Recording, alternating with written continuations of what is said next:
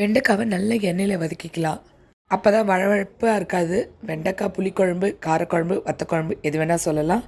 கடுகு, ஜீரகம், வெந்தயம், பெருங்காயத்தூள் இதெல்லாம் தாளிப்புக்கு போட்டுட்டு பூண்டு, காஞ்ச மிளகாய், கருவேப்பிலை, சின்ன வெங்காயம் அதுதாங்க டேஸ்ட் கொடுக்கும். இந்த மாதிரி புளிக்குழம்புக்கு, வத்தக்குழம்புக்கெலாம் சின்ன வெங்காயத்தை கூட பெரிய வெங்காயம் போட்டு தக்காளி போட்டு நல்லா வதக்கிட்டு எண்ணெய் பிரிஞ்சு வரட்டும். நல்ல தேவையான அளவு காரத்துக்கு ஏற்ற மாதிரி மிளகாத்தூள், மஞ்சத்தூள் கொஞ்சம், தேவையான அளவுக்கு உப்பு, தனியாத்தூள் எல்லாம் போட்டு வதக்கி அதுக்கப்புறமா வெண்டைக்காவையும் போட்டுருங்க. புளி கரைச்சி வச்சதையும் ஊற்றிக்கிட்டு தேவையான அளவுக்கு தண்ணியும் போட்டுக்கிட்டு ஒரு 10 நிமிஷம் கொதி விடுங்க. கடைசியில் வெல்லம் போட்டு இறக்கிடுங்க.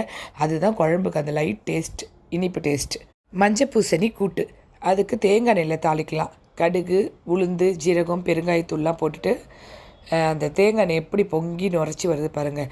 கொஞ்சம் இஞ்சி, காஞ்ச மிளகா, பச்சை மிளகா இதெல்லாம் போட்டு சைடில் ஜாரில் தேங்காய், பச்சை மிளகா, ஜீரகம் அரைச்சி எடுத்துக்கலாம். அதுவும் அந்த எண்ணெயிலே போட்டு வதக்கி பூசணிக்காவை துவரம்பருப்போடு வேக வச்சு எடுத்துக்கிறோங்க. கொஞ்சம் மஞ்சத்தூள் போட்டு அதையும் அதில் சேர்த்து கலந்து தேவையான உப்பு, கருவேப்பிலை, கொத்தமல்லி போட்டால் சூப்பராக என்ன சொல்கிறது, கேரளா ஸ்டைலில் அந்த தேங்காய் எண்ணெய் வாசனையோட பூசணிக்காய் கூட்டு ரெடி.